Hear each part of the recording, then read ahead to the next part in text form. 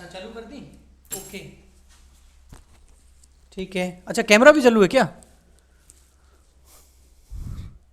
क्या चालू करके रख दिए? क्लास चालू कर दी? Okay okay okay sorry sorry.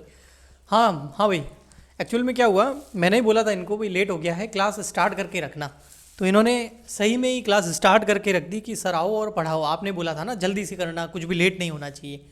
सो ये सब तो स्टार्ट किया ही किया, कोचिंग खोला, डिजिटल बोर्ड स्टार्ट किया, लाइटिंग वगैरह लगाई, कैमरा ऑन किया, लेकिन कैमरा में रिकॉर्डिंग भी चालू कर दी इन्होंने, लाइव क्लास स्टार्ट कर दी।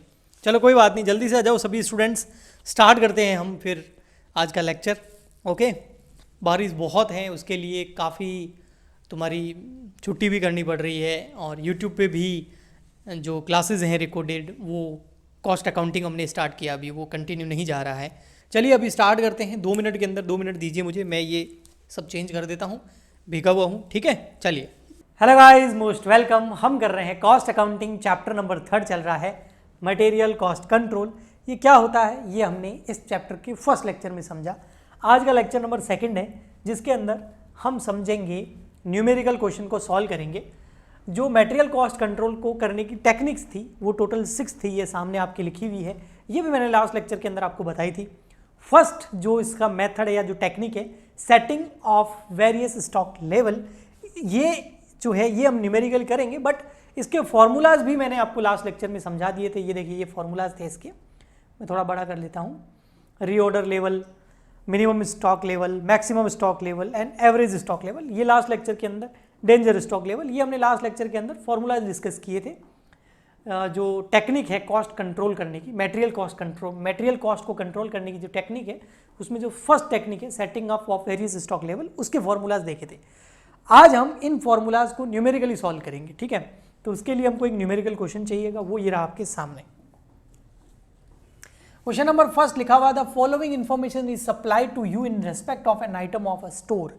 किसी एक स्टोर की आपको इन्फॉर्मेशन दे रखी है, उसके स्टॉक की, आपको क्या रिक्वायर्ड है, you are required to ascertain, क्या असर्टेन करना है, रीऑर्डर लेवल निकालना है, मिनिमम स्टॉक लेवल निकालना है एंड मैक्सिमम स्टॉक लेवल आपको निकालना है। ठीक है, इसके आगे रीऑर्डर लेवल के आगे अमाउंट दे रखा है, यूनिट्स दे रखी है, मिनिमम स्टॉक लेवल के आगे भी दे रखी है, और मैक्सिमम स्टॉक लेवल के आगे आपको दे रखी है। ये आंसर्स हैं, ये एग्जाम में नहीं दे रखे होंगे, है ना, क्वेश्चन में नहीं होंगे। ये आंसर मैंने यहाँ पर इसलिए लिखे हैं कि आप जब मिनिमम या रीऑर्डर लेवल निकालो तब आप चेक कर पाओगे, हाँ आपका आंसर यही आ रहा है जो यहाँ दिया हुआ है। क्वेश्चन में आपको गिवन है रीऑर्डर क्वांटिटी जो कि है 2160, रीऑर्डर पीरियड दे रखा है 4 और 6 वीक, 2 दे रखा है। रीऑर्डर पीरियड, ये रीऑर्डर पीरियड जो ये 2 क्यों है, ROP बोलते हैं इसको, रीऑर्डर पीरियड। एक है मिनिमम और एक है मैक्सिमम, तो एक तो है मिनिमम रीऑर्डर पीरियड और एक है मैक्सिमम रीऑर्डर पीरियड। ROP मतलब रीऑर्डर पीरियड को शॉर्ट फॉर्म बनाया है मैंने। सो मिनिमम रीऑर्डर पीरियड कितना है, 4 वीक्स, और मैक्सिमम रीऑर्डर पीरियड कितना है, 6 वीक्स। ओके ठीक।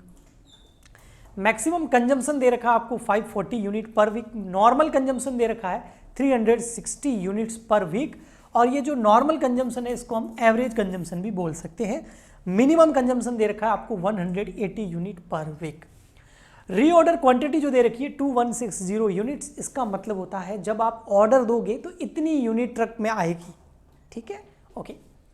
रीऑर्डर पीरियड का मतलब है जो ये आप 2160 यूनिट मंगाते हो ना, तो कम से कम आपको 4 वीक में तो मंगानी पड़ती है मिनिमम, और मैक्सिमम ज़्यादा से ज़्यादा आप 6 वीक के अंदर तो मंगाओगे। मतलब 2160 यूनिट का जो ऑर्डर दोगे खरीदने के लिए, वो 4 वीक, कम से कम ज़्यादा से ज़्यादा 6 वीक, इसके बीच में आप दे दोगे। ओके।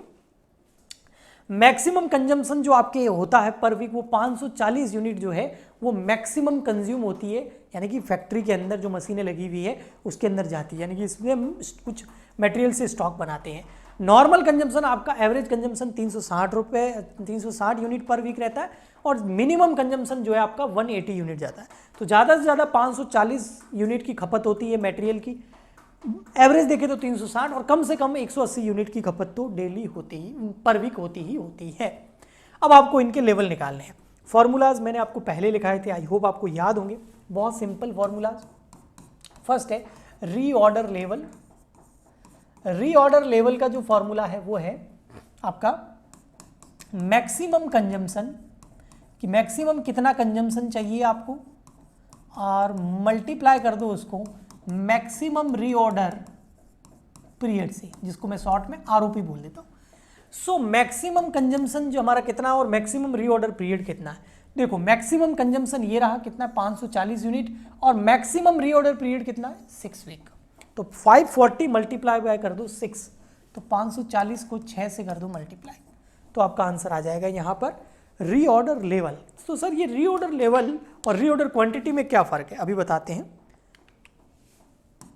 रीऑर्डर लेवल आ गया आपका 3240 यूनिट्स, ये रीऑर्डर लेवल है।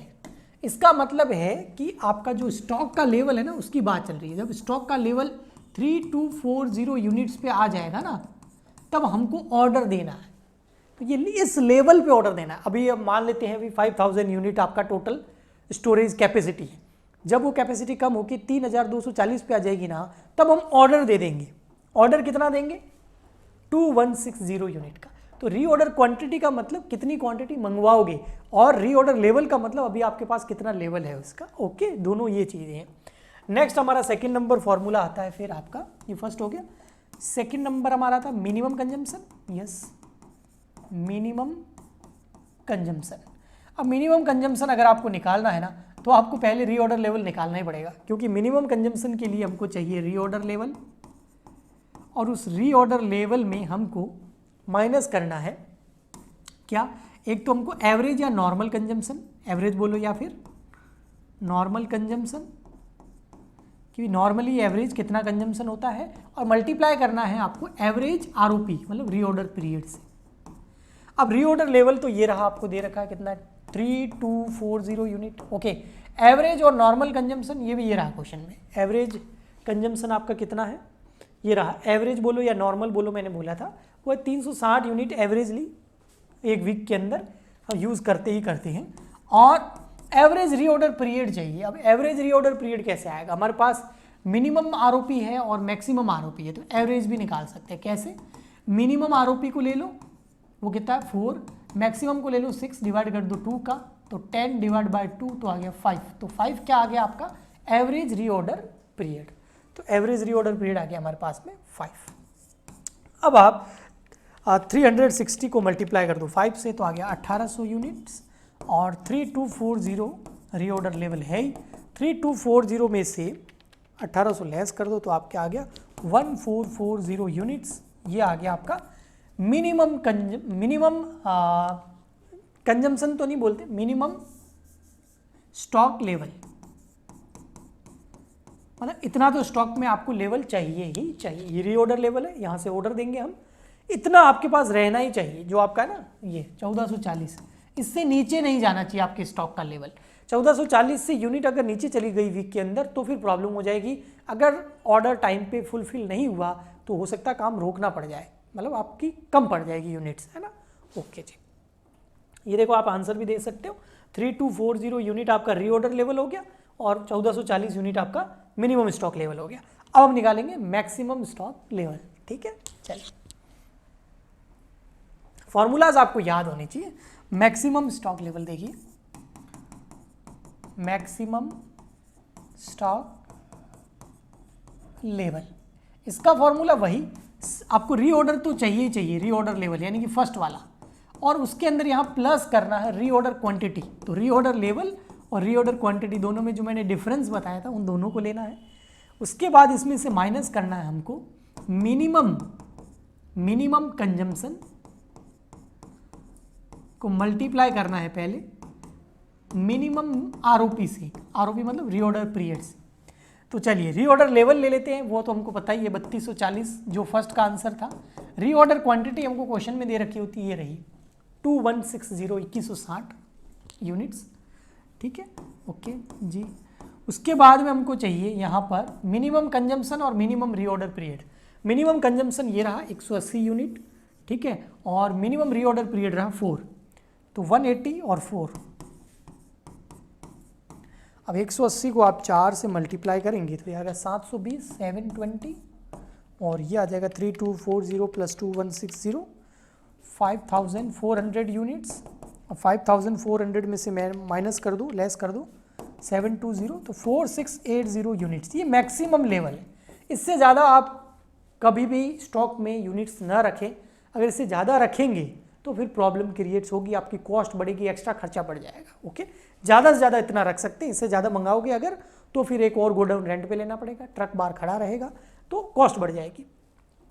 ठीक है, 4680 है, यहाँ पर आंसर 4280 है, वो रॉन्ग है, टाइपिस्ट ने मिस्टेक करी है, ये सही है।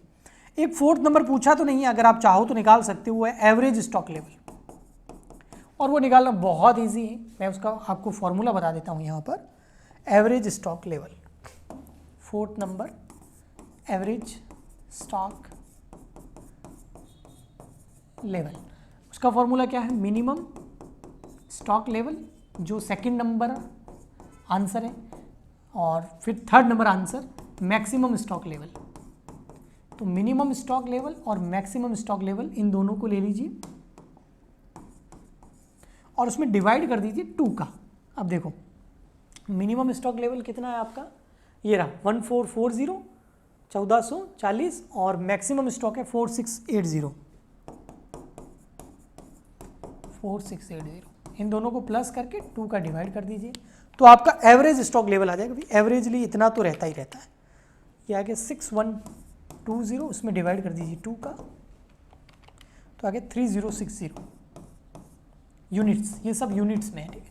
तो एवरेज इतना स्टॉक रहता है तो कोई प्रॉब्लम नहीं रहती है। सो आपको अगर नोट करना है, मतलब स्क्रीनशॉट लेना है तो आप ले सकते हैं, ठीक है। मैं थोड़ा कर देता हूँ, ऐसे दिखा देता हूँ आपको। ये देखिए, फर्स्ट 2 आंसर हो गए, फिर ये थर्ड वाला हो गया, देखो थर्ड और फोर्थ साथ में ले लो, चलो ठीक है। ओके, सो आई होप आपको समझ में आया होगा। थोड़ा बारिश की वजह से आपको पता है, स्टार्टिंग में आपने देख लिया होगा, थोड़ा प्रॉब्लम हो रहा है, लेकिन रेगुलर क्लासेस आती रहेगी यूट्यूब पर। आपका सपोर्ट चाहिए, ज़्यादा से ज़्यादा सब्सक्राइब करें चैनल को। काफ़ी सारे कमेंट आते हैं, अच्छा कंटेंट डालते हो, लेकिन सब्सक्राइबर इतने कम क्यों है? अब वो तो आप ही सब्सक्राइब करेंगे तब सब्सक्राइबर बढ़ जाएंगे। एक ट्रेंड शुरू हो जाता है ना किसी टीचर के साथ कि सब्सक्राइबर बढ़ने, शुरू में 1 लाख 2 लाख करना मुश्किल होता है, उसके बाद मुझे पूरी आशा है कि इतना अगर मैंने सब्र कर लिया है तो अब आपका सपोर्ट ज़रूर मिलेगा। ज़्यादा से ज़्यादा सब्सक्राइब करें, लाइक करें, शेयर करें, कमेंट करें। मिलते हैं नेक्स्ट लेक्चर में। आज के लिए इतना ही, तब तक के लिए गुड बाय, थैंक यू।